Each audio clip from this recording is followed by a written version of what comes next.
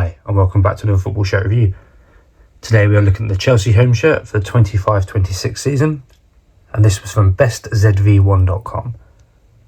I will leave a link to the seller in the description of this video, along with a link to my usual dhgate seller.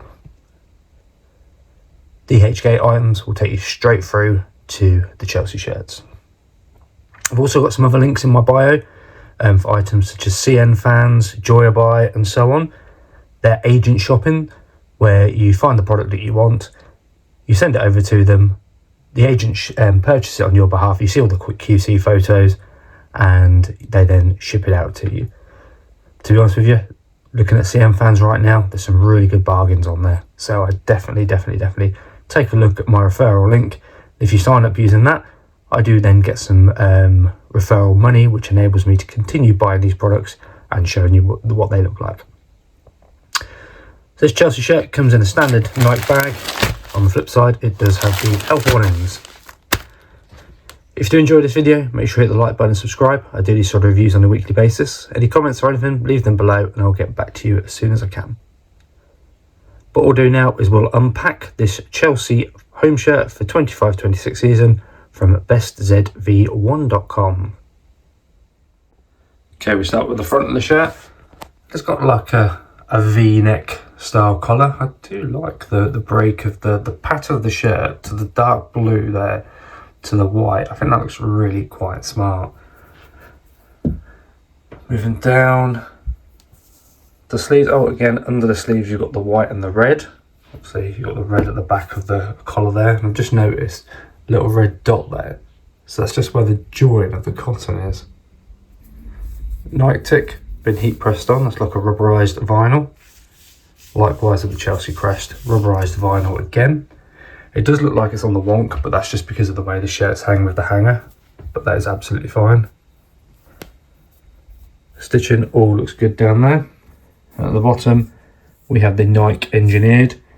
There's a loose cotton there, which we can soon sort out with a pair of scissors. This is the player spec version, so you expect it to be a lot more see-through. It's got these air holes in there which you can see, and clearly my hand is visible when I hold it out.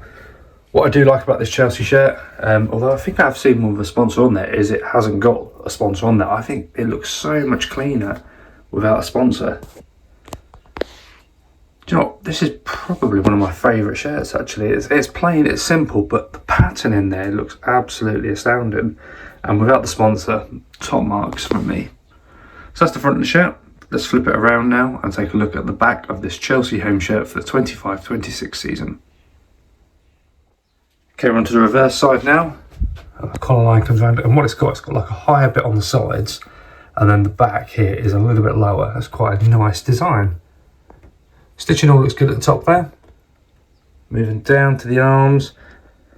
Again, the joins are all looking fine. And there's that cotton, which I assume that's part of the hemline look. So yeah, a pair of scissors will soon sort that out. You do have a dry for ADV with a bit of plastic over it. These just tend to pull off nice and easily. So you can see where it's been heat pressed on. And there's your driver ADV, absolutely fine. That's like a rubberized vinyl, the same as the MatchuCx actually. Stitching all up the arm looks good. A little loose white thread there, which again we can soon sort out with a pair of scissors. But the back looks very clean. Again, no name and number on this one, and the reason being is I've purchased this shirt before the squad numbers have been released. So I don't like getting names and numbers on them because players leave, numbers change. So yeah, I didn't really want to risk it. But that's the reverse side of the Chelsea shirt. Let's take a look at the inside now. Okay, we're now on the inside, and you can see the collar line with the white part there. That's stitched on nicely, and you do get these standard tags that you get on all the shirts. It's got the dry for ADV, move to 0, men's XL tag. The Chelsea badge, as I said, has been heat pressed on. That's gone on very nicely. Likewise, the Nike. What I do like about the player ones is that on the inside it's nice and clean. There's no like loose stitching or anything from where you've got the Nike one, because The Nike ones are always the ones that seem to pull in the corner. So yeah, having a player spec one is very, very nice. Down the bottom here we have our washing instructions. The recommendation when washing these shirts is to put them on a hand wash setting and make sure the shirt's inside out. When you come to dry it, just flip it, don't flip it, you flip it inside out when you wash it. When you dry it, just let it hang dry. Do not put it in your tumble dryer. If you do put it in tumble dryer, things like the Chelsea badge and the night tick, those will come off. But yep, stitching all looking nice and tidy. Yeah, absolutely fine. So that's the first part of the inside of the shirt done. Let's take a look at the other side. Okay, we've got the final part of the inside now. And there's that red bar I mentioned earlier. And you got your Nike Thick, the dry fit ADV. This is rubberized heat pressed on. It does say XL there, but this is a player one, so always expect it to be a lot tighter. So if you do normally buy an XL, in a player one you want to go double XL, if not triple XL, because they are a lot tighter. A fair few creases from the bag, but they'll soon come out when you've been wearing the shirt or it's been worn. If I push in here, you can't see the Nike, well, you can just about, so you can't really see it unless I stretch the material. Obviously no name and number on the back of this one. And there's that loose cotton that I was saying about earlier on the hemline. So yeah, you could cut that off. There's no issues there at all. But there's the inside of our Chelsea home shirt. I really do like this one. And there we have it, our Chelsea home shirt for 25-26 season from bestzv1.com. I will leave a link in the description of this video to bestzv1.com.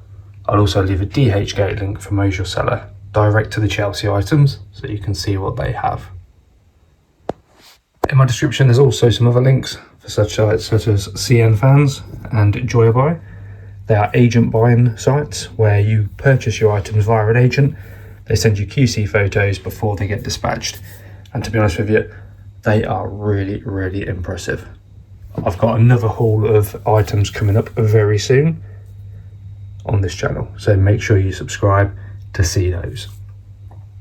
Talking of which, if you have enjoyed this content, make sure you hit the like button as well, as I do these sort of reviews on a weekly basis.